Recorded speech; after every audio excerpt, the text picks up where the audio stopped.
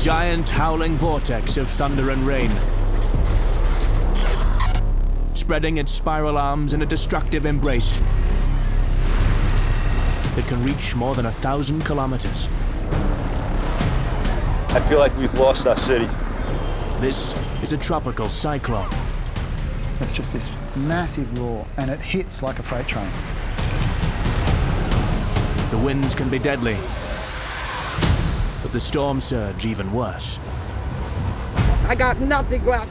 My initial impression was just one of complete and utter devastation.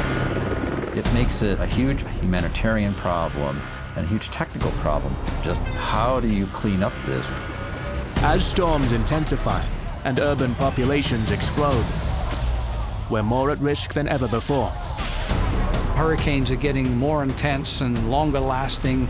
The casualties more or less 10,000. Sifting through the wreckage of some of the world's biggest disasters, we can find the clues to predicting and surviving one of the most extraordinary forces of nature.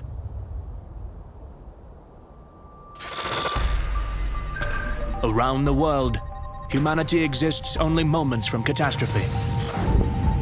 Disaster bubbles below the surface of the earth, strikes from the heavens, or engulfs us from the sea. But we are not merely at the mercy of our planet. In our pursuit of industry, global connectivity, and reach for the stars, lives have been lost. Disasters reveal the best and worst of mankind, as one tragedy compounds another. How do these disasters occur? And what lessons can equip us when catastrophe strikes again?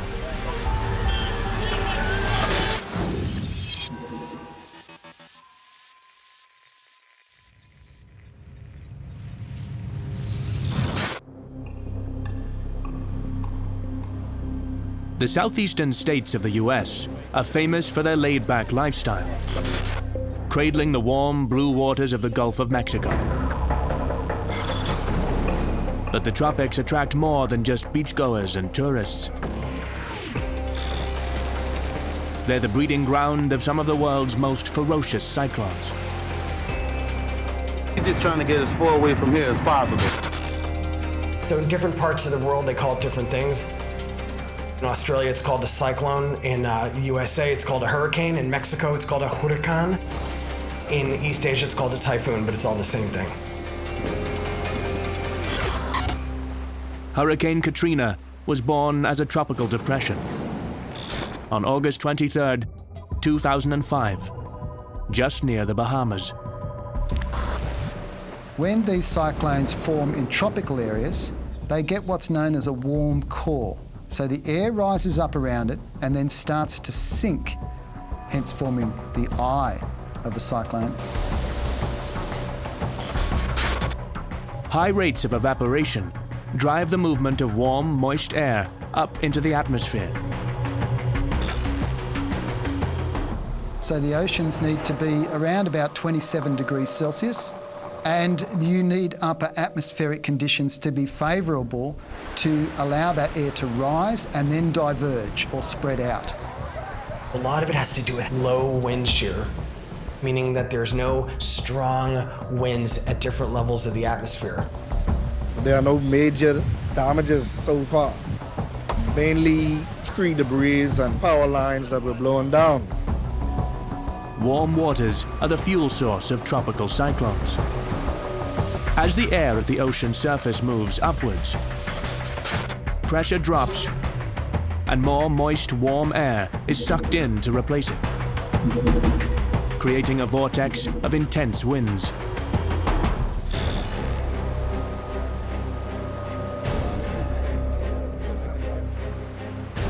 As cyclones travel over tropical waters, they can rapidly intensify and grow.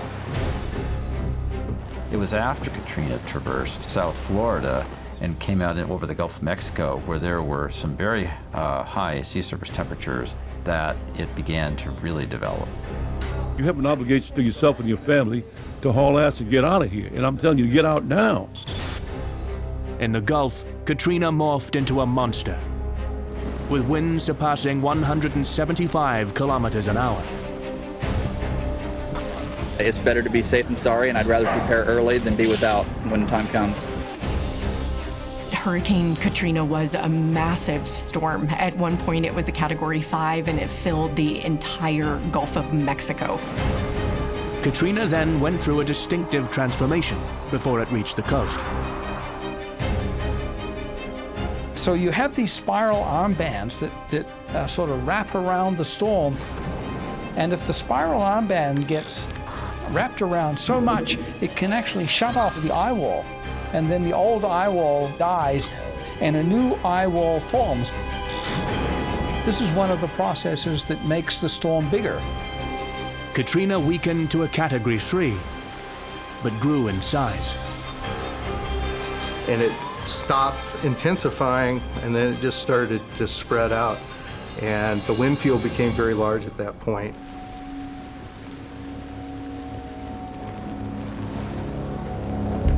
Nestled on the banks of Lake Pontchartrain, Louisiana's biggest city, New Orleans, was directly in the eye's path.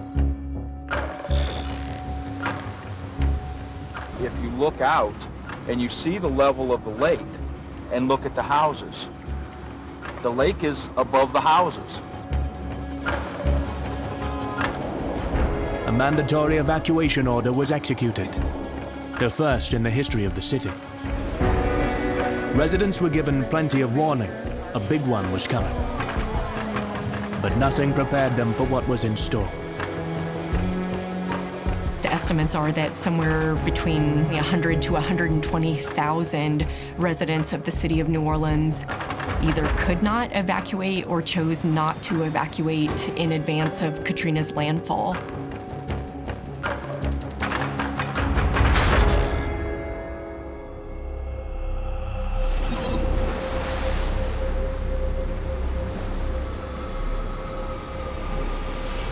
Katrina was sort of two disasters at once. So there was a sort of traditional hurricane disaster that happened on the Mississippi coast. Mississippi was to the right of the center. The winds were blowing onshore, and they had an unbelievable storm surge that inundated all those coastal towns. New Orleans was on the western side of the center, and there wind was blowing from Lake Pontchartrain into the city. When the storm surge flooded into Lake Pontchartrain, the levees couldn't take the strain. So when they gave way, there was really nothing to stop the water from just pouring in. My understanding is most of the people drowned one way or another. It was the water inundation that killed people.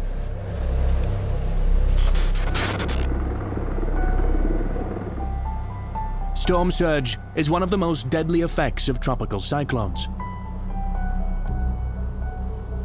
Although Hurricane Katrina weakened to a Category 3 before landfall, its enormous size displaced huge volumes of water.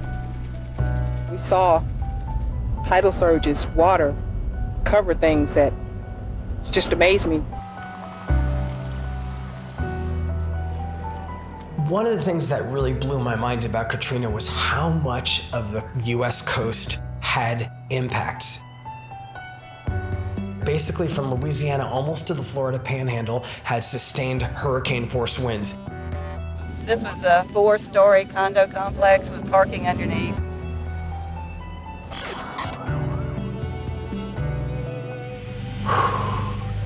Send a lot of help.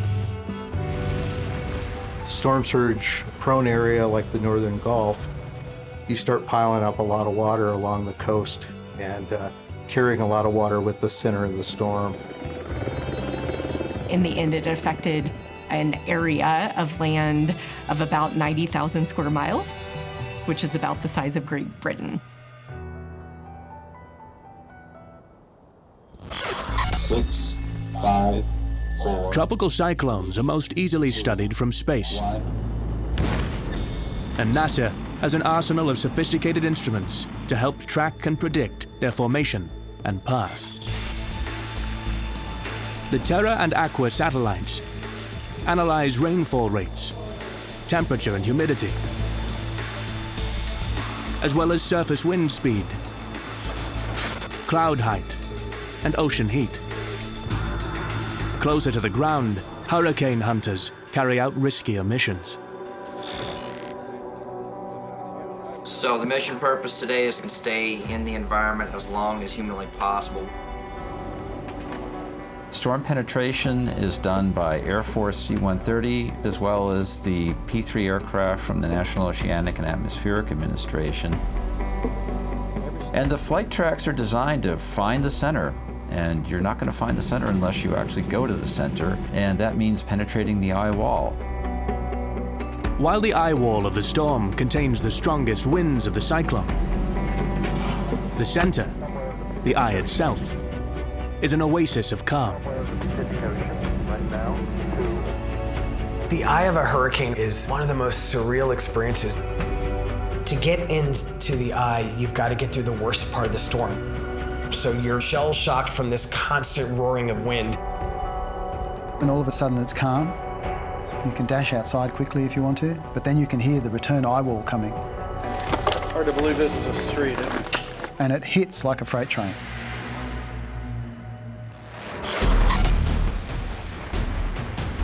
Cyclones are rated according to their wind speeds.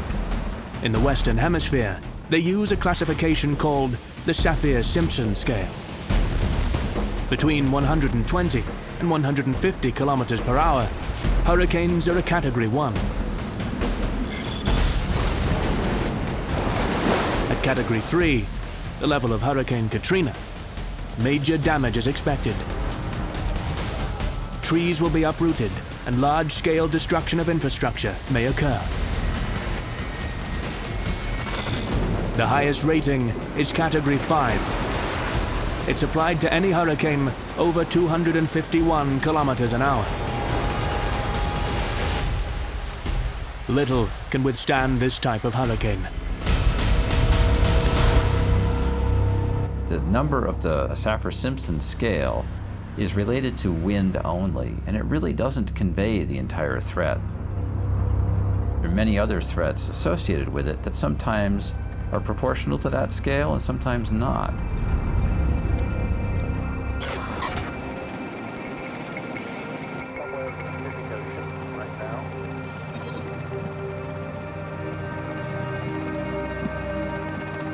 Cyclones don't need to be large to create massive, deadly storm surges. Take Super Typhoon Haiyan, the fiercest tropical cyclone to ever make landfall. In 2013, it hit Tacloban City in the Philippines at a Category 5 rating. The most severe wind category possible. More than 6,000 people were killed. Please contact this number so that we can also get him. The media and people have a way of confusing the intensity of a storm with the size. So they say that Super Typhoon Haiyan was really large. Actually, it was the opposite. It was a very small typhoon, but it was very intense.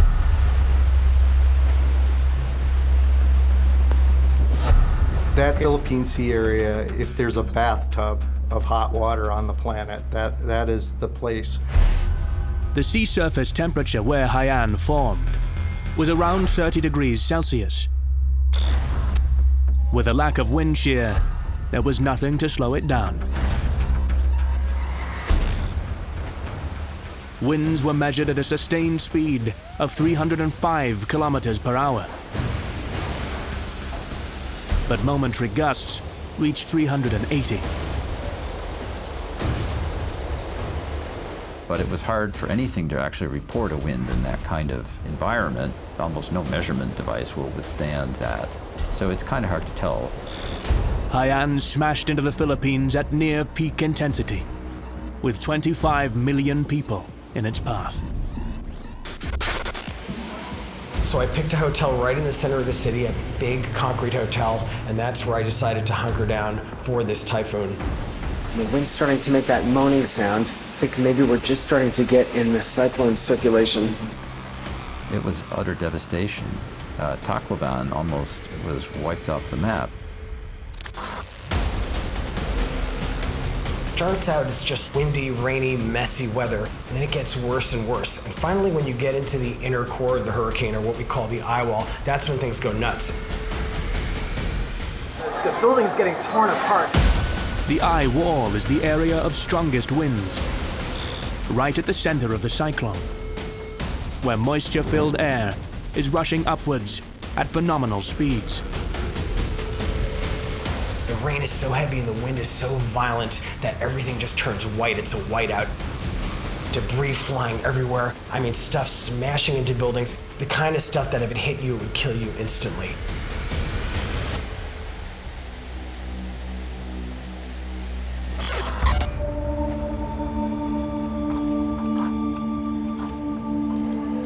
Tacloban City is on the tip of a peninsula at the top of a very narrow bay. And what happened was the center passed south of the city, then the wind shifted to the southeast, and basically had all this wind forcing all of this water into this narrow bay.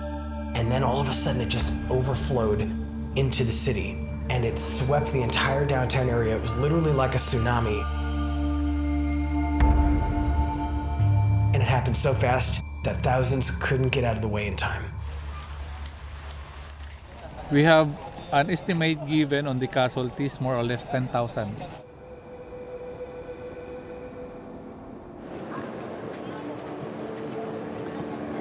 Nothing was ever like Haiyan, and I have not seen anything like it since. To see a city of 220,000 people just destroyed, whole city blocks just gone, piles of rubble, bodies in the streets. Of course, you expect to see emergency services, first responders out, helping people who were injured or rendering aid. That was not the case here.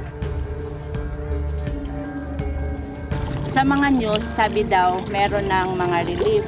But sadly, walang dumadating sa amin. Magnitude of this catastrophe was so huge that society was paralyzed.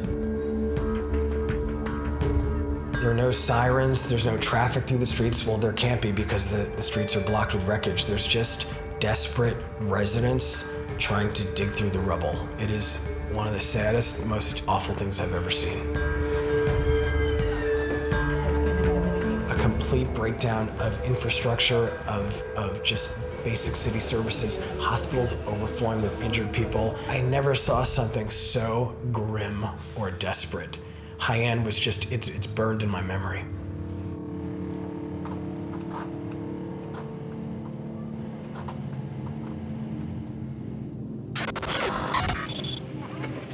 Almost 1 million people in the Philippines were made homeless by the disaster. As shortages of food, water, and medicines drove the population to despair, thousands stormed the local airport on November 12th. They broke down fences, struggling to board planes. Aid trucks were attacked and their food stolen. It's chaotic. I don't know where to go. We don't know where to go to get any food. Troops were sent in and a curfew put in place to try to restore order. A week after the cyclone hit, Tacloban began the terrible task of burying their dead. Bodies lined the foreshores of the wrecked city to be photographed, labeled, and buried in a mass grave. This happens a lot of places in the world where there are lots of poor regions. The structures are not well constructed, and they don't last at all. And the people, if they are able to get out, they have nowhere to go. In a situation like this, nothing is fast enough. The need is massive, the need is immediate, because everybody, all at the same time, is hungry. All at the same time have no water. All at the same time have no communication, no power. And so it makes it a huge humanitarian problem and a huge technical problem. Just how do you clean up this? What do you rebuild? There are pictures of weeks and months later in Tacloban of complete devastation still there. It was very hard to gather the resources to begin the cleanup and the rebuilding process. The resources were just not there.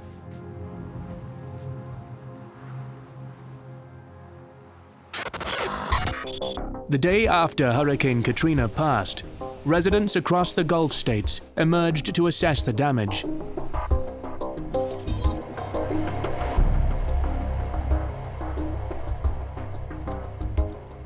Although spared a direct hit, the worst was yet to come for New Orleans. The water just come up, just out of nowhere. And everybody here was trying to head for higher ground, and there is no higher ground. Some of those people who didn't evacuate because they didn't think the hurricane was going to be as bad as it was, they weren't necessarily wrong. Because much of the flooding and destruction that happened in New Orleans was because of the levee system that failed. Until the levees were repaired and Lake Pontchartrain tamed, the city would remain submerged. The sand layer was 3/4 of the way up to the ceiling, which showed us that it was a phenomenal force of water going through those houses. The debris doubled in its size, so it's only a matter of time for the levee to completely disintegrate in front of us. The levees were designed and built by the U.S. Army Corps of Engineers to protect the city from flooding. But even they knew its limitations. The US Army Corps of Engineers had done experiments on these levees in the 1980s and knew that the type of levees that they had built would burst once the water got up to a certain level. Within 24 hours, there were more than 28 reported breaches of the flood barriers. Not all of them collapsed. Some of them didn't meet up with other parts of the canal walls because one part was owned by one government department, another part was owned by another government department, and they didn't see eye to eye for various bureaucratic reasons, and so they never joined them.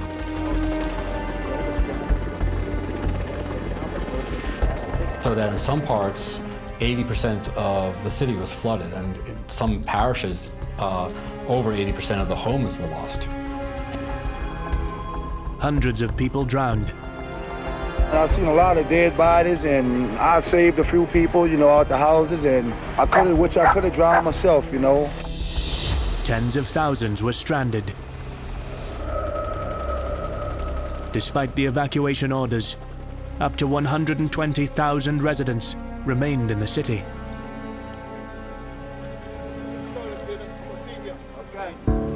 Many people didn't leave because they could not leave. They were either elderly or disabled. They didn't have cash in the bank, or they didn't have credit cards. And in some instances, no family or friends outside of the city. They are getting sick out there. The water's getting pretty stagnant. There was also concerns in a lot of people that they wanted them to evacuate because they wanted their land. New Orleans was a booming city, and there were developers who wanted some of their homes, and that they would be not allowed back. I can be safe in here. I can watch my house. I don't want to leave. If locals' faith in the system was frayed before Katrina, the failure of authorities in its aftermath tore it apart. This is a devastating storm. This is a storm that's going to require immediate action now. I'm pleased to report the troops that have been called in that the convention center is secure. By September 1st, 30,000 people had crammed into the damaged Louisiana Superdome. Another 25,000 in the convention center, both designated temporary shelters. Despite their official status, they had nowhere near the resources to cope with this scale of disaster. Conditions were diabolical. There's 6 bodies upstairs on the 3rd floor, and then there's this guy right here that's dead. And they've been making promises to us that they were gonna move us, and people just really been getting frustrated at this point. The media reported widespread looting. and the authorities appeared more interested in incarceration than relief. We ain't got nothing. You know, we gotta steal from each other so we can survive and feed our children. There were reports of isolated cases of violence among the abandoned population in the evacuation centers, as the evacuees were becoming increasingly desperate. There were massive food and water shortages in the Superdome as well as in the convention center. We have regular insulin! And so you can imagine when there are tens of thousands of people in these conditions, how quickly you might think things would descend into chaos, and that was what the media really reported. Instead, it appears that people really began to self-organize to figure out how they could get the resources there that were necessary, especially for the most vulnerable people. I thank God that everybody is sticking as neighbors and helping one another. If we didn't help one another in this city, we would be lost, man. Thank you.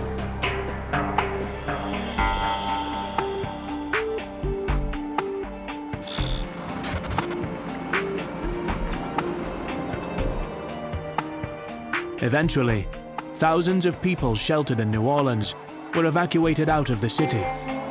Keep your family members together.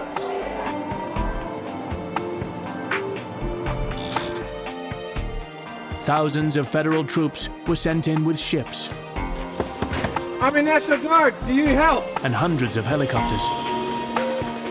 But it wasn't enough.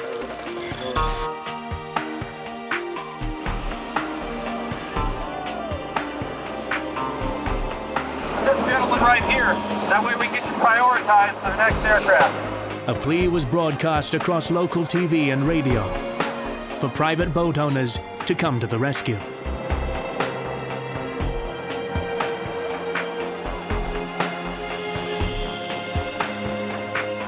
They became known as the Cajun Navy. Hurricanes, I really believe, bring out the best in people. Humans have a desire to stick together when the chips are down, and I think that a hurricane or an earthquake or something like that brings it out. We've studied this. There's actually a whole feeling of community cohesion, a kind of euphoric feeling that we can do this together. Knowing your neighbor, being connected to your neighbors, and really helping one another to prepare for these extreme events may be one of the most important things that individuals can do in terms of increasing their own probability of survival in a disaster.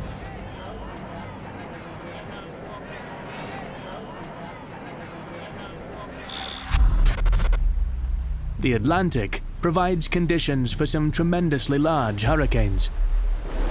The Atlantic basin often gets very, very wide diameter systems. They're really dangerous because the strong winds extend out for such a long distance. Hurricane tracks from the last 150 years look like mad scribbles, drawn inexorably to the same location. Why does the southeast coast of the US act like such a magnet? This ain't never, ever happened to us. As with all weather patterns on Earth, if you follow them back to their ultimate source, you end up at the sun.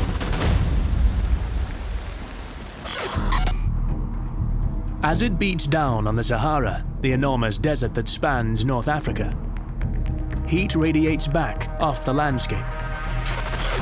As heated air rises several kilometers into the atmosphere, it turns and moves toward the Gulf of Guinea. This movement of air becomes the African easterly jet, a band of wind that moves across the Atlantic, heading straight to America. This jet gets kinks in it, carrying low-pressure systems known as tropical waves.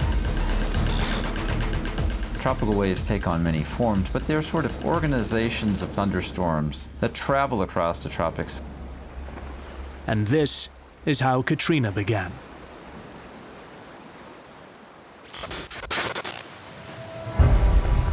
The tracks of most Atlantic hurricanes usually head back out to sea. But it was very scary, very scary. Oh my God.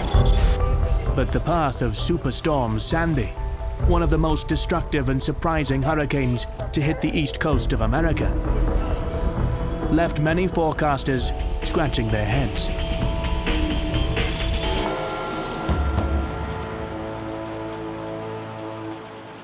Sandy formed late in the 2012 hurricane season, beginning fairly predictably in the Caribbean. Las condiciones que tenemos aquí en la vivienda, ustedes pueden apreciar. No sé si podrá soportar el impacto del ciclón. Sandy did form from tropical wave. It became a major hurricane as it crossed over Cuba and moved toward the Bahamas. As a Category 3, Sandy tore across Cuba. Waves up to 9 meters smashed the Cuban coast, along with a 2-meter storm surge. More than 100,000 homes were damaged. And 11 people killed. And Sandy just kept going. You know, after it had intensified and gone through Cuba, we expected it to go out to sea.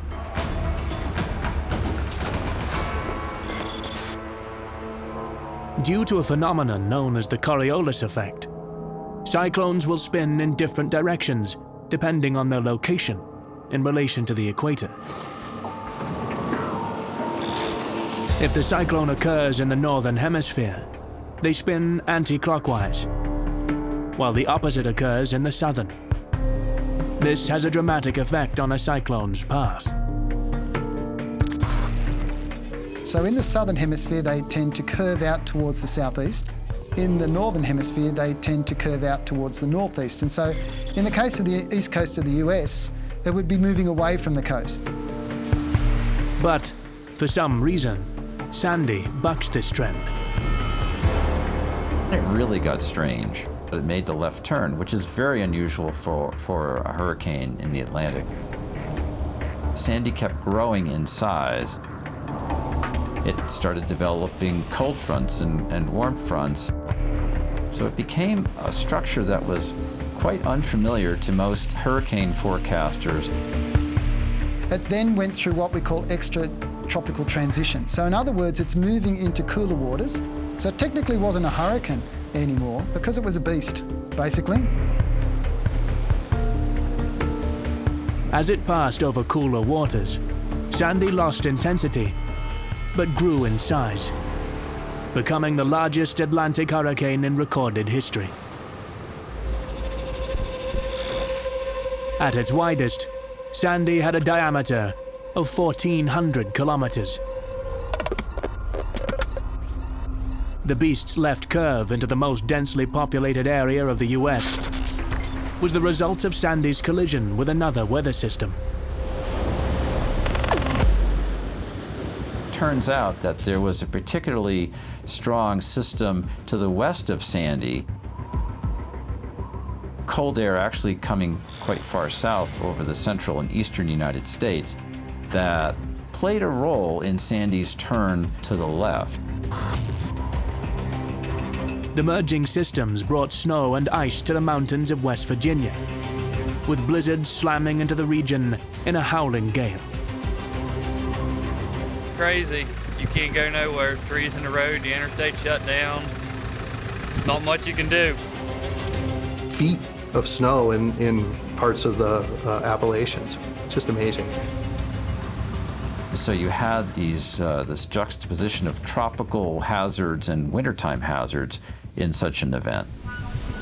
As the Appalachians froze, the northeast coast was smashed by huge storm surges, exacerbated by the full moon and high tide, 2 days before Halloween. It hit us really, really bad. So places around New York City and along the New Jersey coast were completely inundated. Big disruption, a lot of problems in a heavily populated area.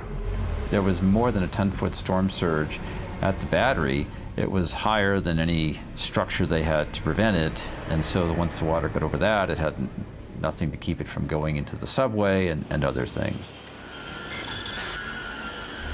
And so there were widespread power outages throughout lower Manhattan as well as in surrounding regions. That millions of people had their power knocked out. We also saw schools that were badly flooded. In Superstorm Sandy, people had to be evacuated because of flooding that was occurring there. Hurricane Katrina had taught the U.S. health system many lessons about preparedness. So even though damage and flooding were widespread, health services did not collapse. Probably one of the biggest lessons we had from Hurricane Katrina was how the health system was not prepared. We realized that the healthcare system needed to take responsibility for itself and have its own emergency management approach. As a result, in Hurricane Sandy, the New York City area hospitals really did quite well in many regards. Though there were closures, they had been practicing and they had been preparing during that decade in between, and hospitals were up and running very quickly. Finding boats in the middle of the road is not what anybody would hope for today. The full moon and high tide enhanced the storm surge, along with climate change. Though we knew with high tide it was going to be really bad, we just never thought it would be this bad.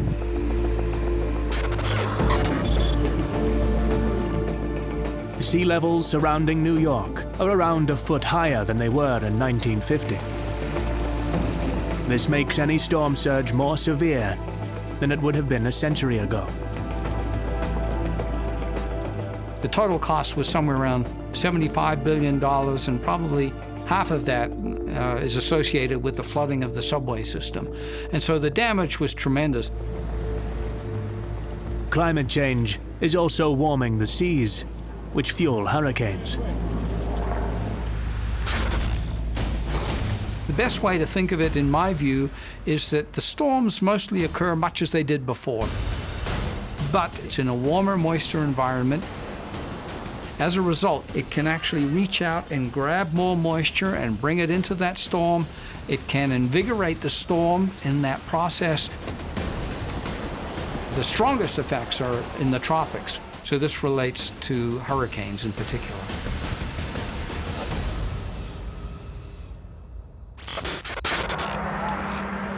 This had a dramatic effect on the deadliest Atlantic hurricane in the last 200 years.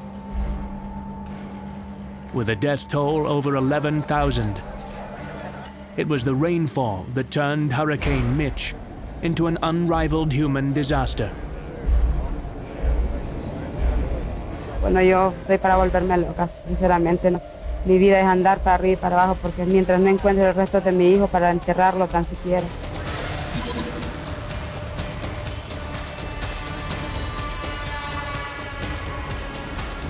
Hurricane Mitch began in the Caribbean in late October 1998 and rapidly intensified, reaching Category 5 status in just 2 days. As it approached Honduras, winds had weakened considerably, but the storm became extremely slow-moving, producing a tremendous amount of rain in one region. The hilly terrain was subject to all this incredible moisture moving in from the Atlantic and riding up on the hillside, creating devastating flash flooding. This happens in other parts of the world too, where you have such a tremendous amount of moisture coming inland, encountering mountains or hilly terrain where there's just so much water coming down at once that mudslides occur, and these can take out entire towns. In Honduras, entire villages were washed away by mudslides.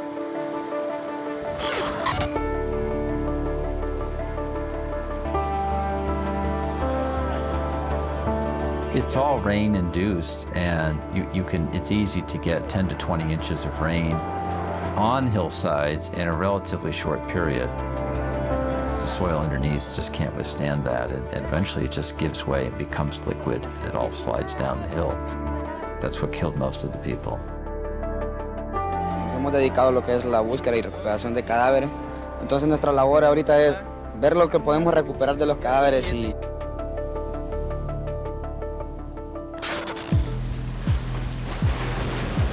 The storm's effects reached Nicaragua. One gigantic mudslide in Pozo Tega killed 2,000 people. Rescue workers who tried to reach devastated villages were severely hampered by rising floodwaters. Por favor, que despeguen la vía, por favor. In Honduras, most of the land used for agriculture is on hillsides. With many years of slash-and-burn agriculture, farmers cut and torched forests to plant crops, clearing new areas again when soils became less fertile. In cases where there has been a fire or deliberate logging and deforestation, you disturb the soil's ability to deal with the amount of water that's coming down directly as precipitation or runoff. Once we start chopping down trees, in any environmental situation, we're going to cause damage, but also the stability of the land surface as well. Los dos tractores que agarraron río abajo. Y sí, en realidad son pérdidas millonarias. Trabajo de 30 años, que verlos perderse en 48 horas, sí duele, ¿va? Ahí lo único que lo sostiene a uno es la fe en Dios. Mudslides demolished many of the country's crops. Bananas, beans, and sugarcane were hard hit, with losses totaling $480 million. Roads were cut off and bridges destroyed, leaving those desperately in need of assistance isolated. Much of the infrastructure was devastated. In both countries, a total of 2 million people were left homeless. No les ha dado nada, ni comida, ni ayuda en materiales. The months that followed became a life and death struggle for some of Latin America's poorest people, who had only recently started to recover from years of civil war. The impact was so devastating that the World Meteorological Organization permanently retired the name Mitch from its hurricane list.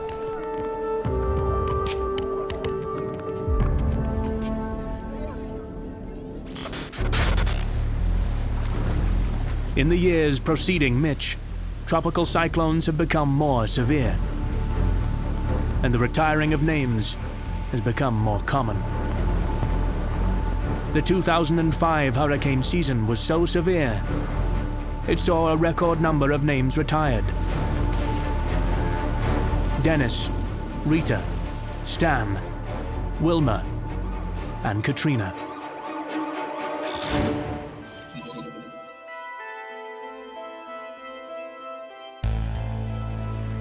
But for many New Orleans natives, the scars Katrina left will never fade. You have the original trauma of the hurricane, which is extremely upsetting. You're seeing your house flooding. You might be seeing dead bodies floating by. This will go on for hours, if not a day or more, before you get help. Very traumatic experience. As families are moved into temporary shelters in the aftermath, the stress is ongoing.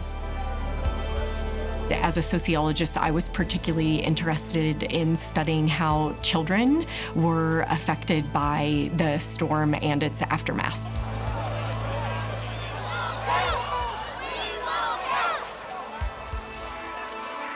Almost all of the children missed days, if not weeks, if not months of school. There were also impacts in terms of the shattering of friend and family networks.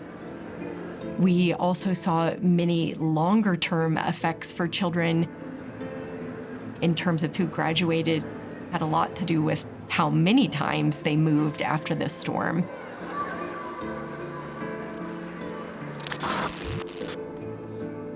It's often said that natural disasters are the great equalizer, but the opposite is closer to the truth.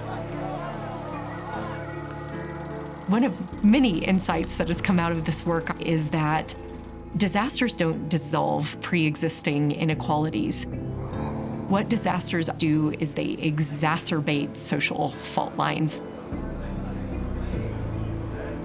When it comes to who has the resources, the capacity to actually prepare for, respond to, and recover from disaster, we know that that is profoundly influenced by social class, by race, and by other characteristics. Some of the populations that were displaced in Katrina included some of the most economically disenfranchised populations, and also were some of the areas of the city that were slowest to get the necessary recovery resources. Almost 6 weeks after Katrina first made landfall, the last of the water was pumped out of New Orleans. But returning home is by no means an end to the trauma.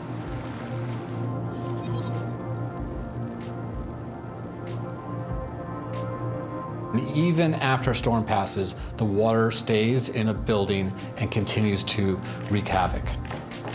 And in many cases, homes had to be destroyed completely. Just had these large expanses that were uninhabitable for a very long time. And even after the water drains away, you still have to deal with the cleanup, and the economic cost is enormous. The effects linger for years and even decades after such a devastating event. The first reaction was I was glad I got out myself. Glad I didn't stay, because I certainly wouldn't have made it. Many important lessons have been learned from the mistakes of Hurricane Katrina. However, there's no guarantee it won't happen again, even in the same city. And one of the unfortunate things is the Corps of Engineers has built back most of these levees to prepare for the next Category 3 storm, but they're not prepared for a Category 4 or Category 5 storm.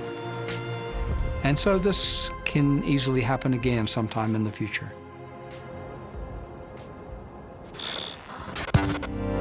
As destructive as tropical cyclones are, viewed as purely a meteorological phenomenon, they are an awe-inspiring and extremely important part of the natural balance of our world.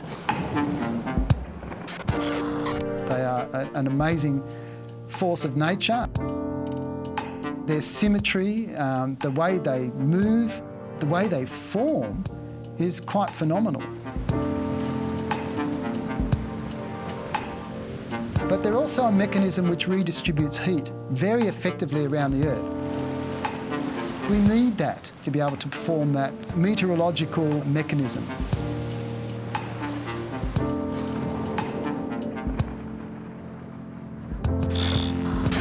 Continuing our scientific fascination with tropical cyclones is essential for better predicting where and when the next big one will hit.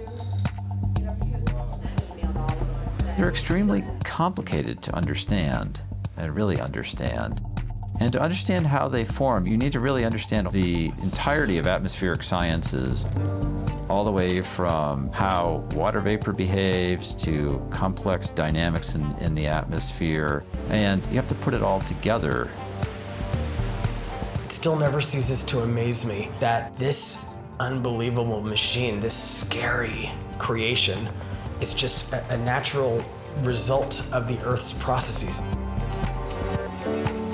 We know what we need to do in order to help populations to better prepare for disasters. Come on, boy.